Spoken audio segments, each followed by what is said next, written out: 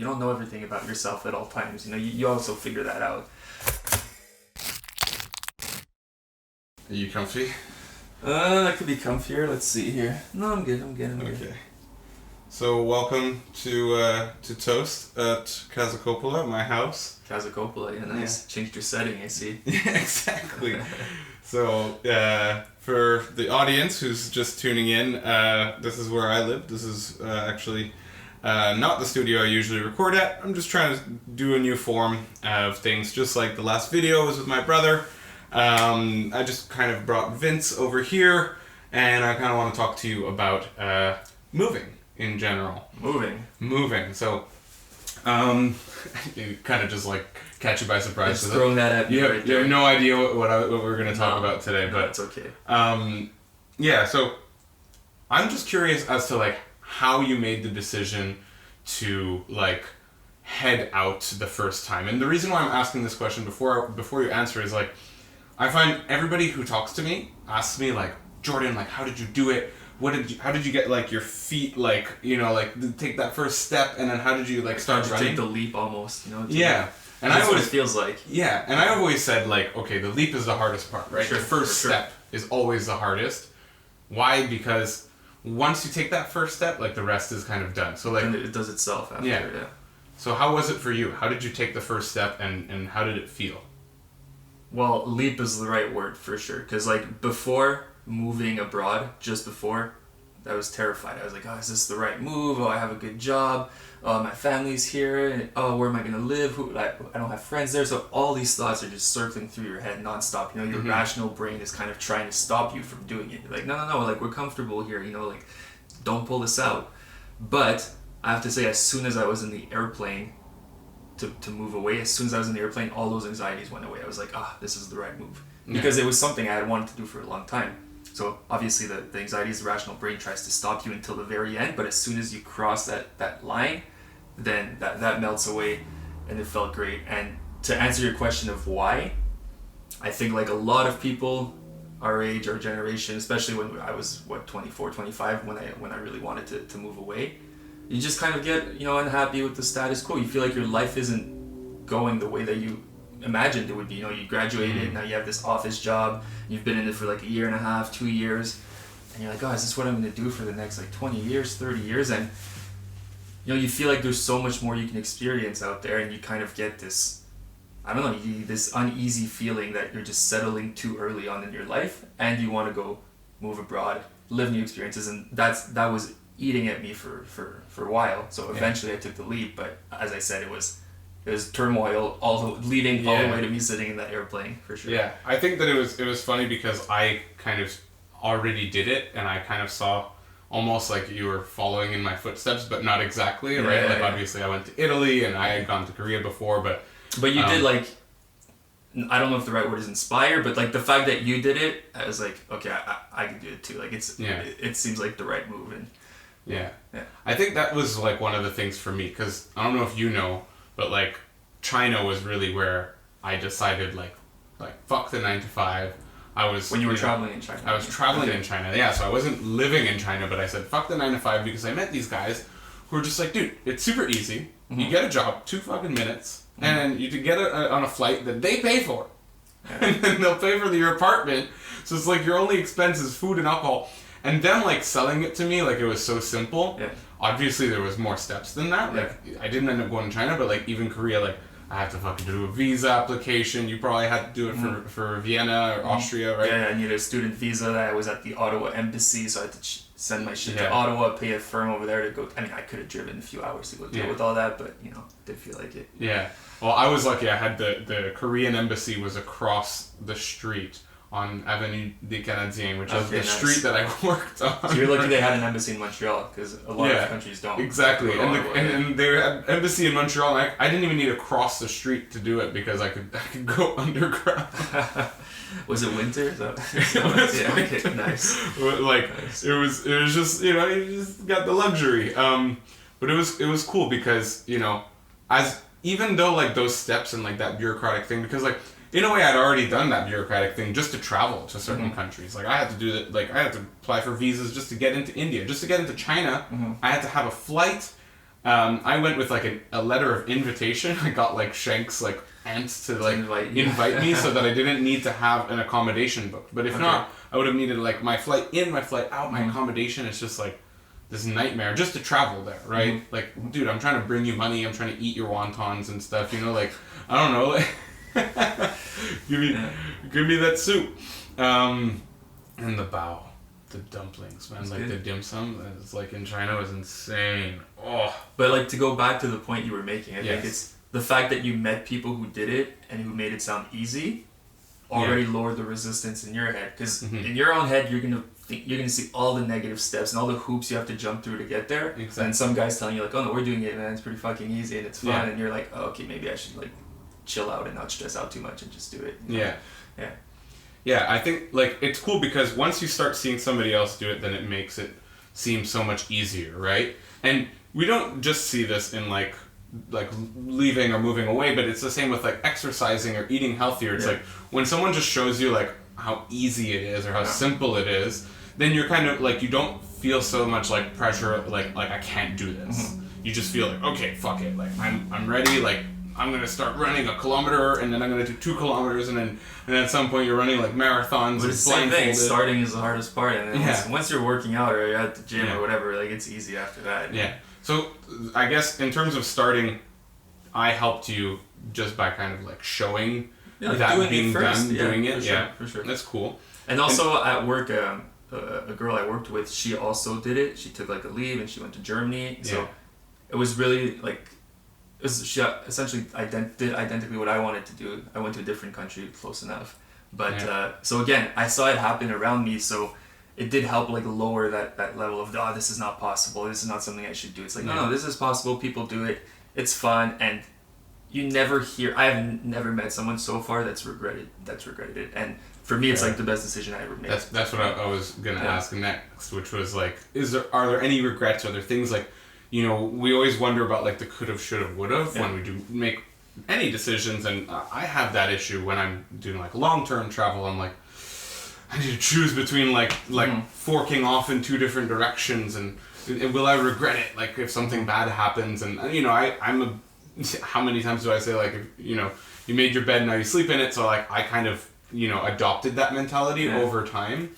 But like, did you have any regrets? Did you feel like when you were there, you were missing something? It's hard to see in the moment. Like, let's say I'm there. I lived 3 years in Vienna, right? So let's say I'm in my 2nd year or something, and I'm there in my 2nd year. It's hard to see all the positives that happen in that moment because you're just living your day-to-day life. You're there. You have your struggles that you have there. Obviously, it's not all sunshine and happiness, but it's when you look back. So let's say after 3 years, and I look back, that's when you realize like everything you've gained from doing it, because the alternative would have been those 3 years would have been spent in the same cubicle that I was before, and like I can't calculate how much less I would have learned by staying in that same 9 to 5 for 3 years instead of moving to Vienna, going to school there, getting a job there, getting a new circle of friends there, getting another new job there, meeting professors, I built a whole new network in a different country. And what I liked most about it is once I was finished with that phase of my life, or if I would have kept going,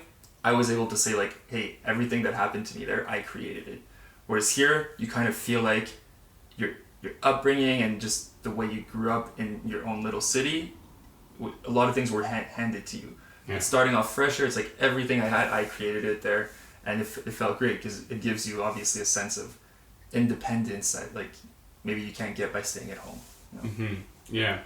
I think that's cool because you get to choose your friends a little bit more as well, right? You feel, not that like you don't choose your friends at home, but sometimes you kind of like by default stick with like... you inherit the ones that you grew up with in a way, exactly. Or not inherit, but you just keep with the same people. So like by the time you're 25 over there, I meet people who are similar to 25-year-old me. Whereas here, my friends at 25 were the people I met when I was 16 that were similar to 16-year-old me, and then we just kind of grew up together. So it definitely changes the dynamic. And in a way, it changes who you are because you can do whatever the fuck you want to be in a way, Yeah, you just like redefine yourself, and if you have any like, personality traits that you dislike about yourself, you could try to like for sure avoid them or work through them without necessarily like having somebody telling you that, oh, I thought you were more like this, or expecting you to it's act like I in am a certain way. my old friends, let's say. Yeah. But then, because you don't realize that saying with old people, you'll repeat the behaviors that they're used to seeing from you because that's the sort of dynamic that you have with them, you know? Yeah. You definitely realize that when you build new friendships in a different country, like you realize, you know, that part of your personality could have just been associated to that group of friends or something like that. Speaking of such, I had like difficulties making friends at different moments. So like in Korea, I was so lucky because when I got there, it was the birthday of one of the English teachers that was there. Like the day that or the night So that I got introduced to like people instantly. So I was instantly like invited out to this dinner with like, I don't know, the 13 English teachers that were in my town. And so suddenly already like I met some, I kind of got like a vibe from a few of them, got their numbers and whatever. And so that was like really easy and natural, not natural, but like it happened for me and I didn't really like make it happen. Whereas in Italy, and I think you know this, like when I got there, I didn't really speak that much Italian. My Italian was pretty bad. And like, I didn't have any friends. I didn't have any contact. I just had my boss, but he had a kid. He still has a kid, obviously. But like, he had like a newborn. And you didn't have roommates, I think, because in Korea, your roommate became one of your best friends. Originally, too, right? I didn't have roommates. Okay. I did get roommates later because I wanted roommates to like help me like get friends. But then I didn't end up connecting with them. But that, like, you know, that's a kind of a dice roll or a coin toss kind of thing. Yeah. But these initial, like, I don't know what you want to call them, parties or gatherings are super key because that's how my instant network was, like, built from the first, like, gathering that when I landed in Vienna, you know. It was to go do my master's, so there was, like, a party for someone's birthday or something. Yeah. And a friend of mine, someone I had met that day brought me, and then that's where I made my instant circle of friends, and I became best friends with one of the dudes I met there, and we lived together for 2 years and stuff like that. So, yeah, I mean, it's crazy. Like, these things are sort of, I wouldn't say out of your control, but, you know, you hope they happen, and you have to put yourself out there so that they do, and then it just flowed easy. Like, I don't know how to say it, you know. It's hard to say, was it because of me, was it because of luck, I don't know, but I didn't have difficulties in Vienna for sure because of that. Like, initially I was lucky to meet people instantly, right away. And it helps to be in school because you do have like classes and classrooms are like, you know, the teacher's talking, but there's still a little bit of like yo, what did he just say or whatever, like you kind of talk to whoever's next to you and stuff. So so I guess studying is actually like, because I never... It's a great transition way I did study abroad. Because that's what happened with me in Australia. It's true, I did study abroad. But then working is similar, because when I started working, I made a new circle of people, because it was my coworkers. So at least, like, you have to be introduced to people. Like, you in Italy was more of a solitary job, because you're an English teacher, so you didn't have necessarily, like, workmates or colleagues, you know? Well, that's because of the size of my school, or lack thereof. It was just, I was the school, you know? Like, the guy hired me so that he could be, like, you know, himself and just say, like, screw it, this guy's teaching all the lessons. And that passive income, bro. Yeah, that's like, long-term goals, you know? I'll be the guy who hands out the school to people later. Nice. But, yeah, so, like, what I was wondering right now, which is, like, really for me, because I'm moving again in like 2 months, and I'm kind of worried again of like, how am I gonna do this, right? And like it like legitimately still scares me because it's I haven't fucking done this, but like I'm now going in with like a remote job. Yeah. Right, and this is like kind of why I think this is so relevant, because like now everybody's kind of working remote, and people are saying, "Well, hey, I could fucking fly to Mexico. I could work from Mexico." I'm thinking like that too. You know, I'm visualizing all these places I could be working out right now. You know? Right, and that's why I'm going to Egypt. For those of you who don't know, I'm planning to head to Egypt in February. So if you're Egyptian, hit me up. And so like my worry is that like, okay, well, I'm gonna have my income. So I'm not going to have any, like, financial stress, which is nice, because generally that's one of the biggest things when we're kind of moving abroad, right? Like, when I went to Korea or Italy or whatever, it's also, like, that first paycheck, because most countries, like, they pay you at the end of the month. And so, like, your first month is, like, this super stressful thing, right? Where you're like, okay, well, I have to pay my rent, but chances are I need to pay twice, because I need to pay like a deposit for the last month. So I need to pay 2 months rent. And I haven't gotten paid yet. And then I need to survive on whatever food and maybe some, you know, excursions and activities that I'm going to do because I'm like new to this place, so I want to see like the tower or the park or the museum. And so you need to like afford all of these things with that like base income, and that's like, for me this time at least, that's covered. Yeah, right. And ideally, when you move abroad, you have a cushion. You're not moving like You broke. have some Ideally, cushion, yeah. But then you also need to pay like that, like when you get your first paycheck, and this was always like a big thing for me, because you get your first paycheck. Let's, you know, for simplicity's sake, we say it's like $2,000. You get your $2,000, and you had like okay, like your 2 rents, like now you have them covered hopefully, and then you have like the next rent to pay too. So you still have like 2 months to live on 1 month's salary and whatever your cushion is. And so that first like moment, at least this time, I won't have that, and I'm happy to say that. But now I don't have work colleagues, and I don't have classmates. Yeah, right? It's gonna be harder to meet people. I don't know. You have to find. I mean, you're big on you know, socializing with the local culture, which is good. But I would, if I was to move abroad, I would look for an expat group like instantly. That's how I would do it, because they're also just, they organize events and they're just so open to like new people join. And if I was to go solo without a job, without a school, I think that's how I would do it. I think you might do it differently. I'm not sure. But expat groups, and they're so much fun. Like, it's just fun to meet other foreigners in whichever country you're living in, because you right away have something in common in a way too, you know. Yeah, well, that's the one thing that you find when you're really just like traveling, is that like you might not have anything in common with this person in the hostel, but you do have one thing in common, is you're both from a country that's probably not this one, and you're at the same place, at the same place at the same time, and generally you're kind of like going to or coming from similar places, so like you have things to talk about. Yeah. For sure. So with the expat community, so it's pretty nice. That's what I would do probably if I landed in Egypt and I didn't know anyone. I would look for an expat community. Probably, I'm sure there's one everywhere. But yeah, for you, I don't know, man. I don't know. Do you have a little plan? I mean, my plan is always pretty similar. Like, I want to start by feeling a bit more like confident talking to people who maybe like shouldn't be my friends, kind of thing. Just like a random person at like a coffee shop or something, you know, and like. I've done that to like some people where I just kind of like, not necessarily sit down, but you strike the conversation, you see how it goes, and then maybe they. But you want to do it in the local language, you're saying? Yeah, so I'm learning Arabic, so obviously it's like ideally. And that's a big difference between me and you. Like, you're very, very into and good at learning new languages. Yeah. Right? Whereas I right away found an expat community in Vienna, so my German. Let's put it that way. Nicht gut. Nicht so good. Yeah, it's a pretty interesting experience. Now, just because I don't want this to kind of drag on too much, I just want to ask like the final question. So I think we covered kind of like the first step, and then like once you're rolling and you're there, of course we have some stuff. Now you're back in Montreal. Yes. Obviously, I know this. The viewers probably know this, whoever's actually seeing the podcast. But for me, I hear you talk about Vienna a lot. And is this like... Now, I have 2 questions here. And the first one is, do you want to leave again? And then the second one is, does it need to be Vienna, or are you like open to like the thought of like going somewhere else, right? So, I do miss Vienna for sure, because... Like I said, being there and having created my own life there and everything for myself, I do have a greater sense of like independence and accomplishment there. Like the identity I have there, and the fact that, again, I had created everything there for myself. I don't know, there's a sense of pride that comes with it.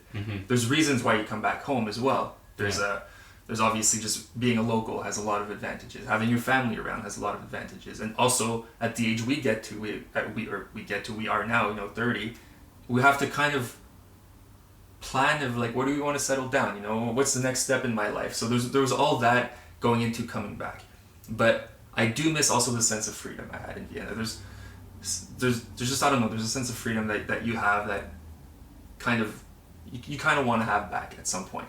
So do I want to go back? Yeah, I mean, I loved it there for sure. So I loved my job, I loved my friends, I built some, you know, amazing friendships over there. So yeah, I mean, it's definitely in the books, but I can't tell you if it's a slam dunk right now. You know, times are weird. There's COVID, there's everything. So it's a good time of like self-reflection, so you kind of have to decide. And about going somewhere else, I would consider it as well, but then my criteria would be stricter. Ooh. I think What's the criteria? Well, so if I was to move to a completely unfamiliar place again, I wouldn't pick. So Austria, I kind of picked almost randomly.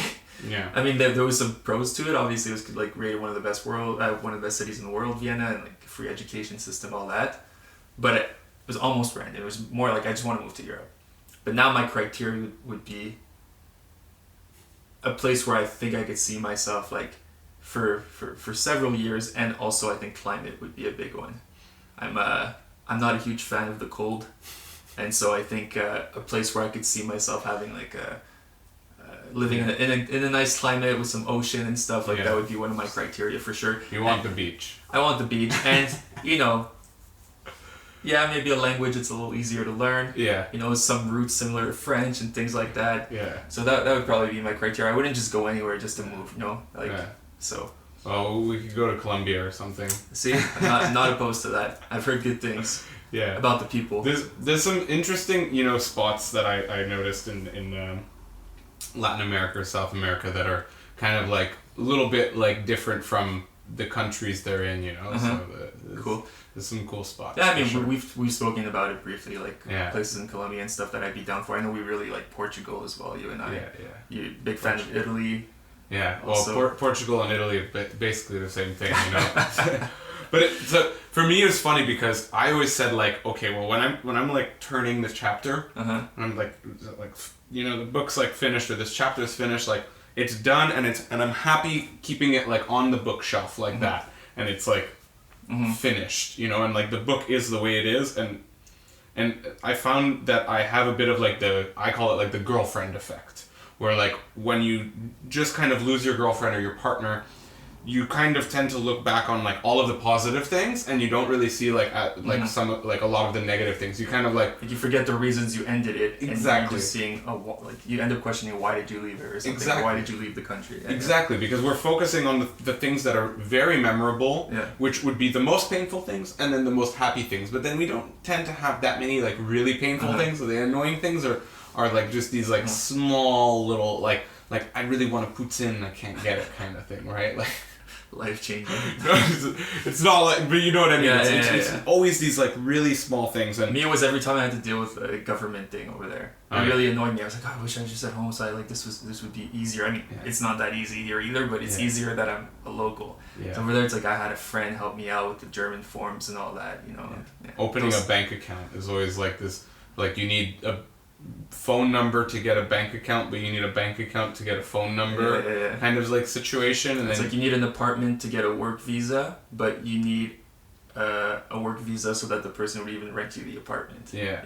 You always have these cannot exist without the other, but this one cannot exist without that one, so you're just like in this kind of bureaucracy as a foreigner is definitely was one of my pet peeves, but it's a small part of your life, Yeah, exactly. But it's important steps. Those bureaucratic steps are important because that's what allows you to live there or not live there, So but I mean, looking back, I loved it. Yeah, we'll see, man. We'll see what happens. I don't know. We'll see. Cool. Last question. Yes, you said that before, I think. Did I? I don't know. Next last question. Is like. What was it like coming back here? Was it everything that, was it, good? Was it bad? Was it, a lot of people want to stay out forever, and then a lot of people have a lot of, regret when they are out. So I'm guessing that a lot of people who listen to my podcast are either nomads or are, thinking of kind of traveling the world. And, obviously, I'm very adamant about, moving to places, and I just moved back to Montreal, and for me, it was chill because, first of all, COVID happened, so it kind of happened at a good time so that I'm here, and then I have a lot of friends in the social group here, and my family and whatever, but also it really taught me again that no, I don't want to be here, for me personally. I mean, it was a reverse culture shock coming back.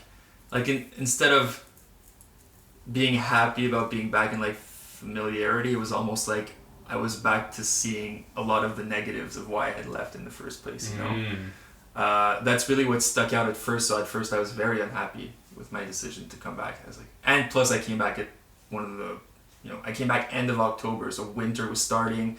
I think we had a bunch of snow and ice in November already, so I just got back and it's fucking cold and my car's iced up and I'm like, what the fuck, man? And I'm driving around the same streets that I grew up in and it just felt super weird. I'm like, dude, I was here forever and I got out, I did something amazing, and now I'm back on the same fucking street, in the same freaking car, going to the same grocery. It just felt weird. It felt like a negative deja vu almost, you know?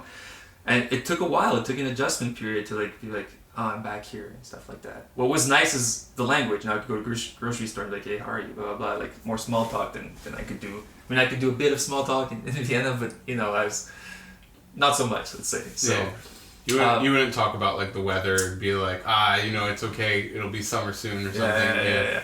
But so I came back at a bad time, I think, weather-wise, and also I was leaving really just an amazing group of people behind. I felt like just a life that I really enjoyed. I came back more because the timing seemed right, but not because I was sick of my life there or anything like that. Yeah. It was more of like a life timing kind of thing.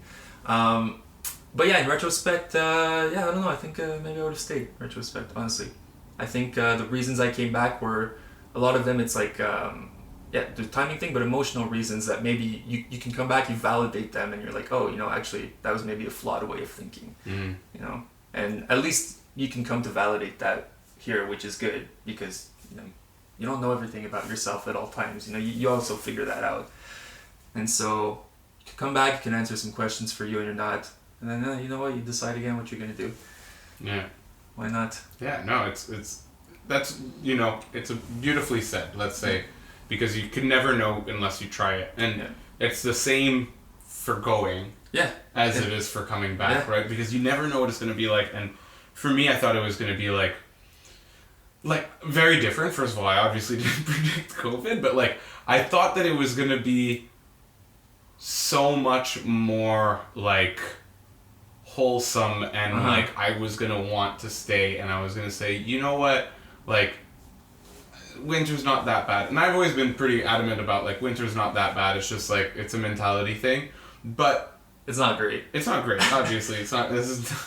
but it wasn't. It wasn't the winter. It was really just like the vibes I felt with like Canada, and I think that a lot of it just has to do with like what you grew up with and what you had your whole life is never really what you want, right? So. It was a little bit of like that. To use your girlfriend analogy from before, it's like getting back with an ex is always a bad idea. Yeah, exactly. So it was like there were things that were comfortable, and there are good things about it. Remember all the positives, forget all the negatives. You get back with the ex, all the negatives come right back up. Yeah, exactly. And you still get some of the positives, but then it becomes more evident why you made that decision in the past. And past you usually makes good decisions. That's what you have to realize. You can't doubt past you too much. It's like if past me thought that, he was probably right. And to end it, I must say that like you've heard this a million times, but this is for my viewers out here because I always say that when we are presented with an issue or a problem or a choice, with the facts and information we had at the time, I think we always made the best decision. Right. And then after, we might find out some other additional things that may have changed it, made it the other one better, but at that moment, we may not have known them, and we made the decision. Yeah. And so... For sure. Yeah. That's a good life lesson right there. It is. And, thank you for coming to my bedroom. That's where we are. And when we turn off these cameras, hopefully we'll continue this discussion. For those of you who are listening and watching, you know where the subscribe button is. Share this with your grandparents, with your friends who want to go move abroad, any like immigrants or possible immigrants, wherever you want to do it. If you're thinking of doing it, just do it. Yeah. You'll be happy, for sure. Yeah. All right. Toast out.